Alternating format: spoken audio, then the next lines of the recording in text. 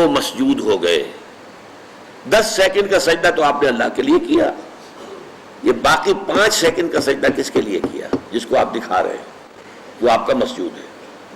یہ شرک خفی. اس لیے ابتدا میں جو میں نے کہا تھا کچھ شرک جلی ہوتے ہیں, کچھ شرک خفی ہوتے ہیں. اس شرک کو کون دیکھے گا؟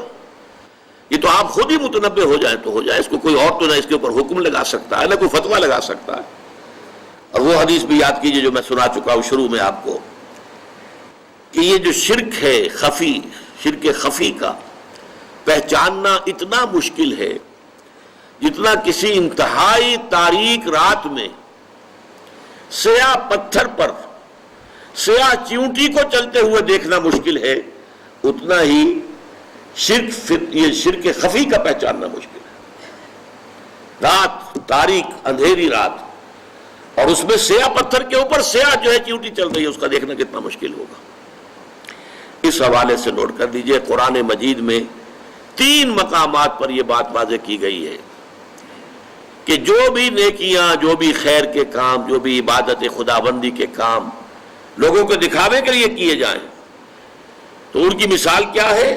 سورہ ابراہیم میں فرمایا مثل الذین کفروا بربہم اعمالہم کرماد اشتدت بہ الریح فی یوم عاصف. یہ جو نیکیاں لے کر آئیں گے, ریاکاری والی نیکیاں اور دکھاوے والی نیکیاں اور سمعہ والی نیکیاں, ڈھیر کے ڈھیر ہوں گے, لیکن ان کی مثال ایسی ہوگی کہ جیسے راکھ کا ایک ڈھیر ہو اور ایک تیز ہوا چلے اور اس پوری راکھ کو بکھیر کے رکھ دے, اس کی کوئی حقیقت نہیں ہوگی اللہ کے یہاں. سورہ نور میں فرمایا والذین کفروا اعمالہم کسراب بقیعۃ یحسبہ الظمآن ماء.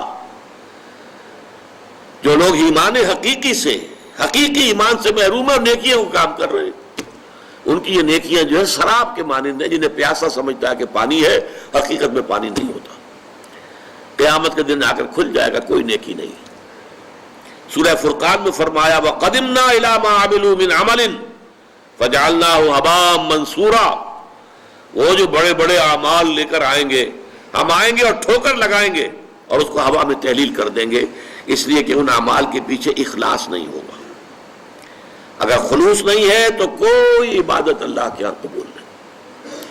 یہ میں نے 5 عنوانات کے تحت شرک فی العبادت اور توحید فی العبادت کے لیے کچھ فارمولے آپ کو گوش گزار کر دیے ہیں, ان کو استعمال کیجئے, ان کے حوالے سے بات سمجھیے اور پھر اس کو اختیار کیجئے. اللہ تعالیٰ اس کی ہمت دے, توفیق دے. اب دیکھیے یہ ایک بات تو واضح ہو گئی میرے اس بیان سے جو میں نے شروع میں کہا تھا کہ ہمارا دین دین توحید ہے اور توحید کی ضد شرک ہے. ہمارے دین میں خیر, نیکی, بھلائی نظریے کی ہو, عقیدے کی ہو, خیال کی ہو یا عمل کی ہو, اخلاق کی ہو, یہ سب توحید ہی کی شاخیں ہیں. شجرہ طیبہ توحید کا اسی کے برگ و بار ہے. کوئی نیکی, کوئی خیر, کوئی بھلائی, خیال کی, عقیدے کی, نظریے کی, عمل کی, اخلاق کی, یہ سب توحید. اور شر اور برائی اور گمراہی وہ عمل کی ہو, عقیدے کی ہو, خیالات کی ہو, نظریات کی ہو, وہ سب کی سب شرک ہی کی شاخیں ہیں. لیکن اب ایک سوال پیدا ہوتا ہے, اس کا جواب دے کے اپنی گفتگو ختم کروں گا. میری گفتگو سے تو معلوم ہوا کہ ہر گناہ شرک ہے. پھر یہ جو سورہ نساء میں 2 مرتبہ فرمایا کہ ان اللہ لا یغفر ان یشرک بہ ویغفر ما دون ذلک لمن یشاء, اللہ تعالیٰ اس کو تو نہیں بخشے گا کہ اس کے ساتھ شرک کیا جائے, اس سے کمتر گناہ جو بھی ہوگا جس کے لیے چاہے گا بخش دے گا. تو پھر وہ کمتر گناہ کون سے؟ سوال حقیقی ہے یا نہیں؟ آپ لوگوں کا ذہن ادھر گیا یا نہیں گیا؟ جانا چاہیے تھا.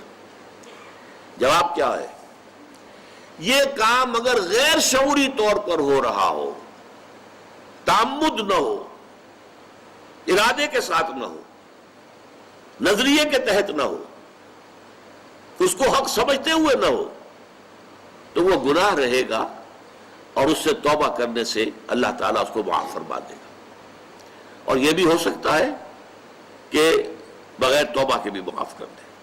لیکن اگر یہ مستقل ہو, نظریے سے متعلق ہو, جان بوجھ کر کیا گیا ہو, عمدن کیا گیا ہو, تو پھر یہ شرک ہے.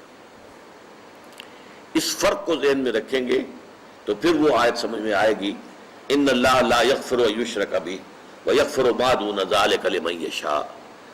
آخر میں اللہ تعالیٰ سے دعا کرتا ہوں اللہ تعالیٰ ہمیں ہر نوع اور ہر شکل اور ہر صورت کے شرک سے محفوظ رکھے۔ اقول قولی ھذا واستغفر اللہ لی ولکم ولسائر المسلمین والمسلمات۔